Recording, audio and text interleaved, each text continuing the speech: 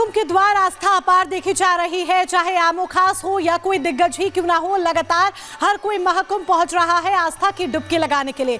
पीयूष गोयल, केंद्रीय मंत्री और लोकसभा स्पीकर ओम बिरला भी पहुंचे हैं। तस्वीरें देखिए केंद्रीय मंत्री पीयूष गोयल की, जो कि आरती करते हुए यहाँ पर दिख रहे हैं, विधि विधान के साथ पूजा कर रहे हैं और स्पीकर ओम बिरला भी उनके साथ मौजूद है। ये तस्वीरें हम आपको दिखा रहे हैं, अपने परिवार के साथ वो पहुंचे हैं क्योंकि महाकुंभ का ये मेला है, सनातनी मेला है, सबसे बड़ा आयोजन है। 144 साल बाद जब ये संयोग बना है और ये देखिए स्पीकर ओम बिरला की तस्वीर भी आपके सामने है, जो कि आरती और पूजा कर रहे हैं। संगम में डुबकी दोनों दिग्गजों ने लगाई है।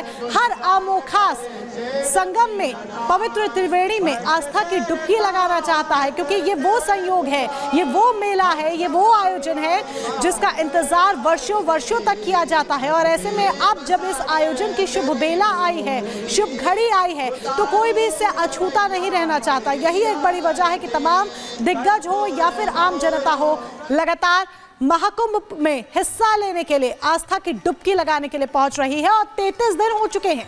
33 दिन में 50 करोड़ के पार संख्या पहुंच चुकी है और ऐसे में लगातार रिकॉर्ड्स बन रहे हैं। पहला रिकॉर्ड 14 फरवरी को तट की सफाई की गई। 15,000 सफाई कर्मियों ने मिलकर सफाई की है। 10 किलोमीटर संगम तट की सफाई की गई। ये दुनिया में पहली बार ऐसा हुआ। दूसरा रिकॉर्ड 15 फरवरी को नदी की सफाई हुई है।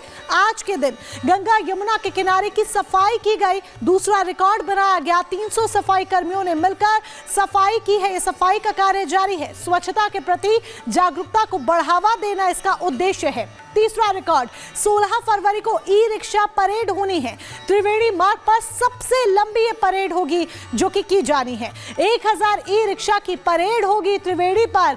1000 ई रिक्शा इस परेड में हिस्सा लेंगे। प्रदूषण मुक्त बनाना उद्देश्य है कि आसपास प्रदूषण ना हो। फिर 17 फरवरी को चौथा रिकॉर्ड कायम किया जाएगा। 10,000 लोगों के हैंडप्रिंट्स लिए जाएंगे। पर्यावरण के प्रति जागरूकता को बढ़ावा देना इस चौथे रिकॉर्ड का मकसद होगा, उद्देश्य होगा। तो ये वो 4 वर्ल्ड रिकॉर्ड है जो महाकुंभ से बनाए जाने हैं। ऋतु हमारी सहयोगी हमारे साथ लाइव जुड़ चुकी है प्रयागराज से। ऋतु, लगातार आप वहां से रिपोर्ट कर रही हैं और एक के बाद देखिए ना सिर्फ उम्मीद से परे भीड़ वहां पर पहुंच रही है, बल्कि रिकॉर्ड्स भी कायम किए जा रहे हैं। अब आगे जो 3 रिकॉर्ड्स और कायम किए जाने हैं उसको लेकर क्या रूपरेखा तैयार की गई है? बिल्कुल मोनिका, जिस तरीके से आपने कहा कि रिकॉर्ड पर रिकॉर्ड यहाँ पर कायम हो रहा है, मैं तस्वीरों के जरिए इसका जिक्र करना चाहूंगी। इस तरफ मैं चाहूंगी तस्वीर दिखाइए। यहाँ पर आपको अपार संख्या लोगों की नजर आ रही होगी और यहाँ पर पैर रखने तक की जगह नहीं है क्योंकि इतनी भीड़ है। वाहनों पर प्रतिबंध तो लगा ही दिया गया है, लेकिन लोगों की संख्या देखकर आप समझ पाएंगे कि यहाँ पर किस तरीके से जो अपार जनसैलाब है श्रद्धालुओं का जमा है। कहाँ से आए आप लोग? दिल्ली। कैसा लग रहा है यहाँ पे? बहुत अच्छा। महाकुंभ की नगरी में स्नान किया आप लोगों ने? अभी नहीं किया हमने। अच्छा, विपक्षी कह रहे हैं कि व्यवस्था नहीं है, ऐसा लगा क्या? बहुत अच्छी व्यवस्था है। विपक्षी को जो कहने दो, बहुत अच्छी व्यवस्था है। योगी जी ने बहुत अच्छा काम करा है। योगी जी ने बहुत अच्छा काम किया है आंध्र प्रदेश में। हाँ, पर विपक्षी कह रहे हैं कि व्यवस्था नहीं है। अच्छी व्यवस्था, बहुत अच्छी व्यवस्था, बहुत अच्छी व्यवस्था, बहुत। अच्छा, ये देखिए लोग जो है यहाँ पर अपार संख्या में। आप कहाँ से आए? मैं दिल्ली से आया हूँ, निजामुद्दीन रेलवे स्टेशन से। अरे 50 करोड़ ये संख्या पहुँच चुकी है, जो अपार संख्या आप पहुँचे। भीड़ तो बहुत ज्यादा, लेकिन फिर भी आप आए। ये सब गाय वाले की मेहरबानी है, योगी जी की। हाँ, पूरी व्यवस्था है, हर चीज की व्यवस्था है। हाँ। कोई परेशानी नहीं, पूरी सेफ्टी पूरी है। सेफ्टी है। जब तक सारे के सारे सेफ हैं यहाँ पे। हाँ, आप कहाँ से आए? मैं बिहार से आया हूँ, कहाँ से? लखीसराय। कैसा लग रहा है यहाँ पे? बहुत अच्छा लग रहा है। भीड़ तो अपार यहाँ पर नजर आ रही है, लेकिन आप तब भी आए सनातन को लेकर। बहुत अच्छा लगा स्नान करने के बाद। मैम, हम ग्रेटर नोएडा से आए हैं और हमने जो यहाँ पे योगी जी की सरकार की जो व्यवस्था देखी है वो बहुत सुपर है। क्या अच्छा लगा है? सब कुछ अच्छा लगा। इतनी भीड़ को कंट्रोल में करना बहुत बड़ा टास्क होता है। अगर हमारे घर में एक शादी भी होती है तो हम उसको भी 100 आदमियों को कंट्रोल नहीं कर पा रहे। लेकिन कहाँ से आए भैया? नोएडा से, ग्रेटर नोएडा से आए। स्नान हो गए? स्नान हो गया। अच्छा, यहाँ पर कैसा लग रहा है आपको? बहुत अच्छा लग रहा है। व्यवस्था एक नंबर की है, बहुत बढ़िया व्यवस्था है। भीड़ भी बिल्कुल बहुत अच्छा है, सारा कुछ बहुत अच्छा आप मेंटेन कहाँ से आए? मुजफ्फरनगर से जी। कैसा लग रहा है? बहुत अच्छा लग रहा है जी। हाँ जी। भीड़ तो बहुत ज्यादा हो गई। आप लोग कहाँ से आए? कोलकाता से। कोलकाता से आए। कैसा लग रहा है यहाँ पर? अच्छा लग रहा है। बहुत अच्छा। बहुत अच्छा। और योगी जी की व्यवस्था है? अच्छा, बहुत अच्छा, बहुत अच्छा, बहुत शानदार, बहुत शानदार, बहुत शानदार। हाँ। घर में 4 आदमी आते हैं तो परेशान हो जाते हैं। यहाँ 4 करोड़ पर डे आ रहे हैं। बहुत अच्छी। कि बहुत सारे बुजुर्ग 65 साल से ऊपर, 70 साल से ऊपर वो लोग स्नान नहीं कर पाए हैं। वो स्नान करना चाहते हैं, पुण्य और इस तरह के धार्मिक कार्यक्रमों में शामिल होना चाहते हैं। तो मेरी सरकार से यही अपील है कि एक समय पर 75 दिन का होता था ये कुंभ। सम्राट हर्षवर्धन के समय पर जो कुंभ का आयोजन होता था बहुत लंबा होता था। उस समय जहां दूर दूर से लोग, हर धर्म के लोग आकर के उस कुंभ में शामिल होते थे, स्नान करते थे और दान कर करके भी जाते थे।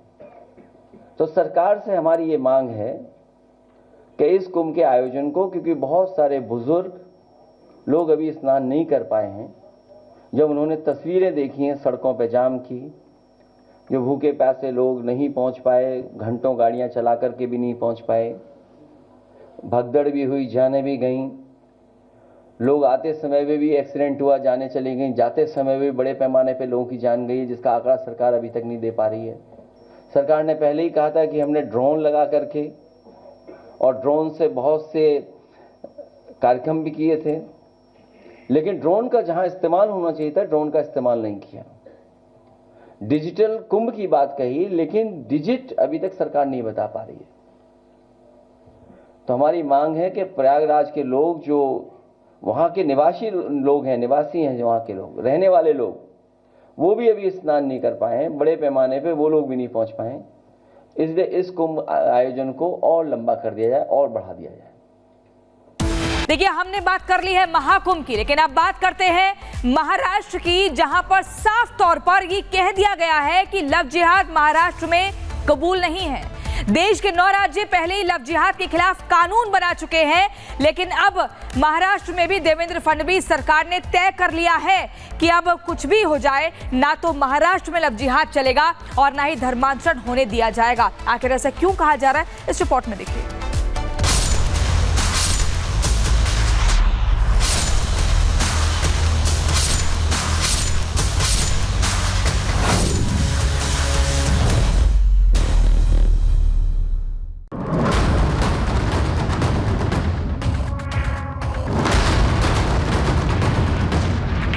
जल्द से जल्द ये लव जिहाद और धर्मांतर विरोधी कायदा हमारे इधर लाया जाए।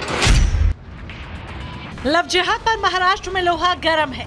अब महाराष्ट्र सरकार ने तय किया है कि लव जिहाद को महाराष्ट्र में कबूल नहीं करेंगे। तो लव जिहाद और धर्मांतरण को रोकने के लिए फडणवीस सरकार ने सख्त कानून बनाने का फैसला किया। 14 फरवरी को जब युवा वैलेंटाइन डे मना रहे थे, तभी फडणवीस सरकार ने महाराष्ट्र के डीजीपी के नेतृत्व में 7 सदस्यीय कमेटी का गठन कर दिया।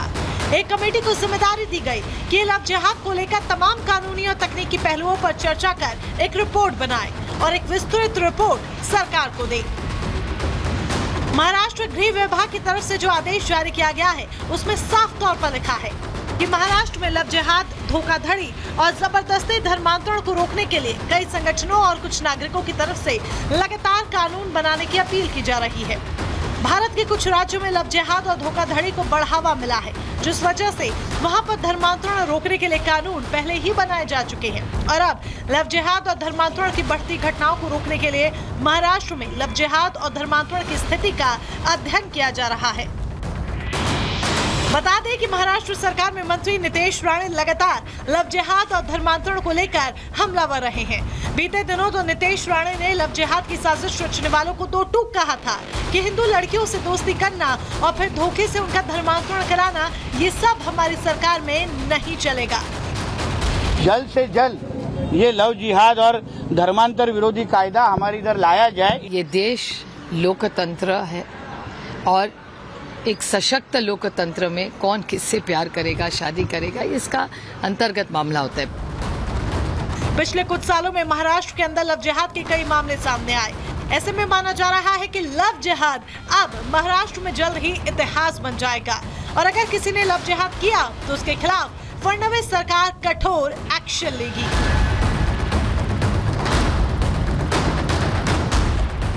Bureau report, Republic Bharat. तो विस्तृत रिपोर्ट तैयार करने के लिए आदेश दे दिया गया है, कमेटी का गठन कर दिया गया है, यानी कि जल्द ही महाराष्ट्र में भी लव जिहाद और अवैध धर्मांतरण को लेकर कानून बन जाएगा। कहां कहां बन गया है फटाफट से जान लीजिए। हिमाचल प्रदेश में बन चुका है, उत्तराखंड में बन चुका है, उत्तर प्रदेश में बन चुका है, झारखंड, ओडिशा, मध्य प्रदेश, राजस्थान, हरियाणा, गुजरात में बन चुका है पहले से, और अब महाराष्ट्र की बारी है। इसी के साथ